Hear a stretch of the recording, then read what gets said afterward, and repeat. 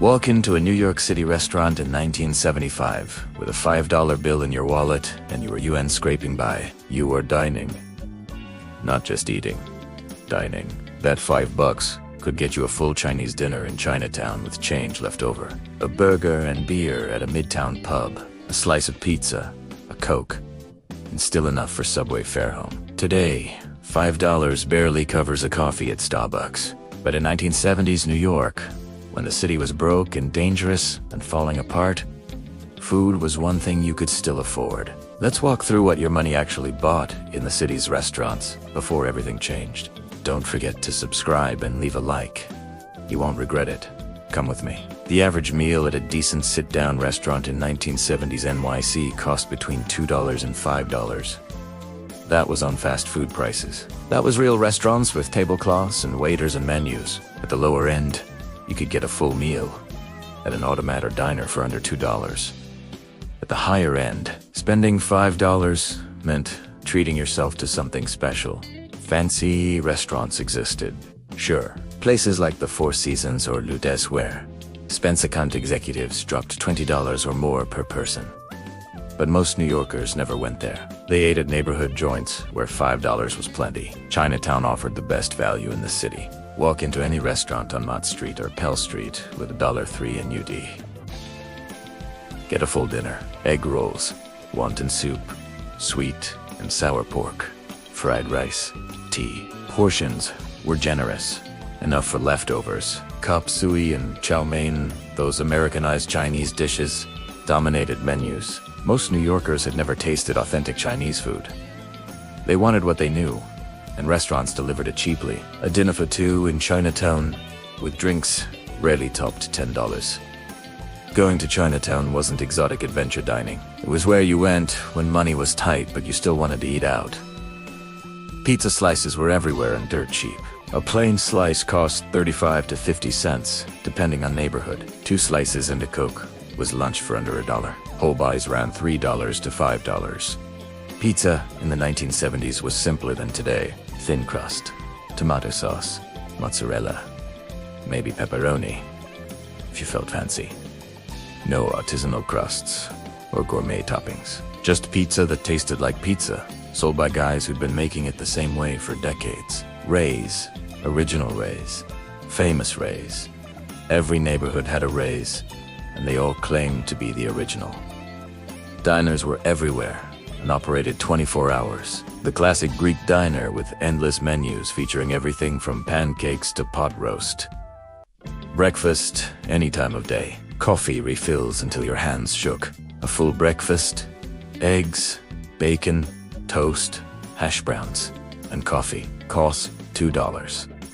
Lunch specials ran $2.50 to $3.50 and included soup, entree, vegetable, potato, bread and coffee. Dinner might push for $1 or $5 if you ordered something expensive, like a steak, but you could walk into any diner in Manhattan, sit at the counter, order a meal, leave full, and hand over a $5 bill with tip included. The automat was dying by the 1970s, but still operating. Horn and Hard Art locations across Manhattan offered a distinctly New York experience. Insert nickels into slots, turn Dick Knob, retrieve your food from behind a small glass door.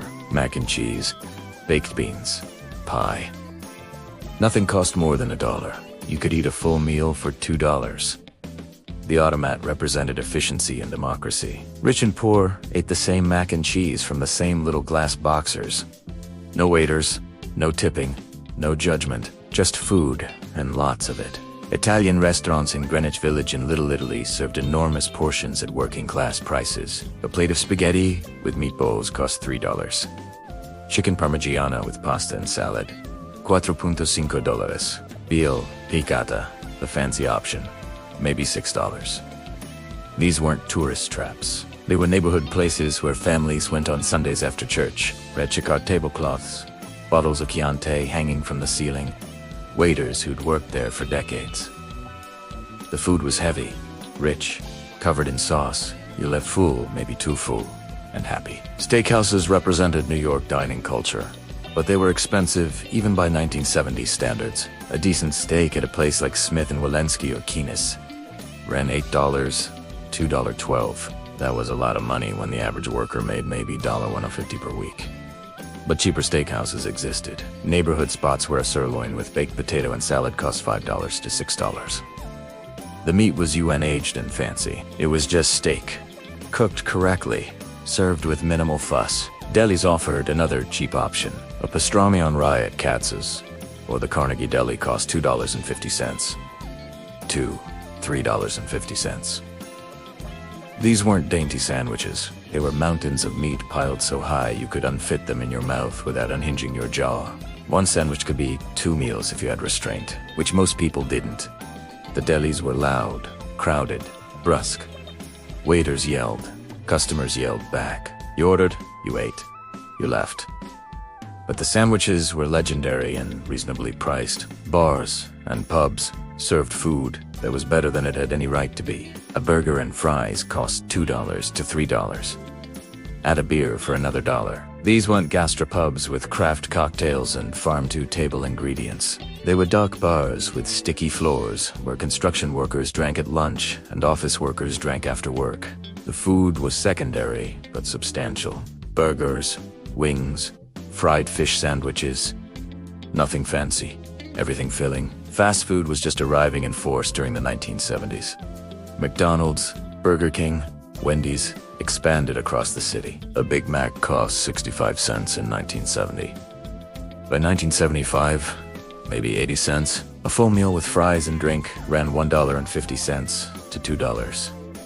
This was cheaper than diners or pizza shops. The quality wasn't great, but neither was anything else in 1970s New York. The city was falling apart. Crime was rampant.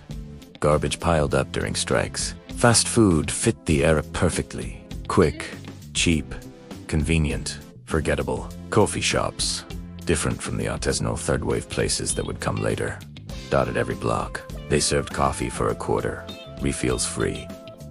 A Danish or donut, another quarter. You could sit for an hour nursing coffee and reading the newspaper for 25 cents. Nobody rushed you. These places made money on volume and turnover. But they also understood coffee shops were community spaces. Old men met there every morning. Cab drivers stopped between fares. Neighborhood gossip flowed freely along with the coffee. The 1975 fiscal crisis changed dining habits. New York City nearly went bankrupt. Services were cut. Police and fire departments laid off thousands. Restaurants struggled as people ate out less. Some closed. Others survived by keeping prices low and portions large. The city's restaurant scene was less about trendy destinations and more about survival. Restaurants that lasted through the 1970s did so by serving reliable food cheaply to people who had less money every year. What made 1970s restaurant prices possible wasn't magic. It was economics. Rent was cheap because landlords struggled to find tenants in a dangerous, declining city. Labor was cheap because unemployment hit 10%. Food costs were relatively low, despite inflation. But mostly, restaurants stayed affordable because people couldn't afford expensive dining. There was no market for $30 entrees when the average worker made $10,000 per year. The dining experience was different too.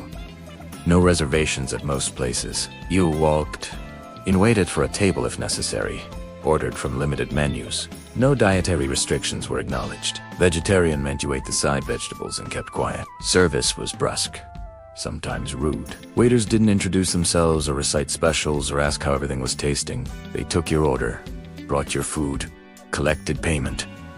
That was the job. By the 1980s, everything changed. The city recovered economically. Crime dropped.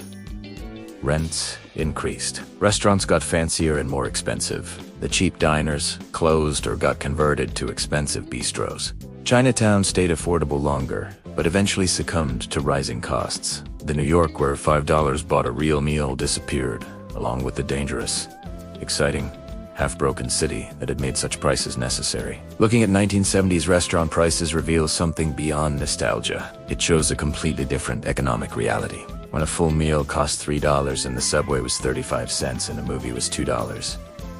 Working class people could afford to live in Manhattan.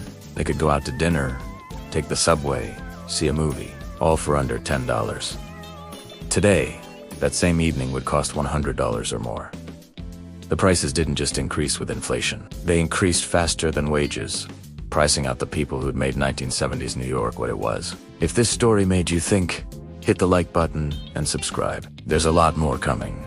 See you in the next video.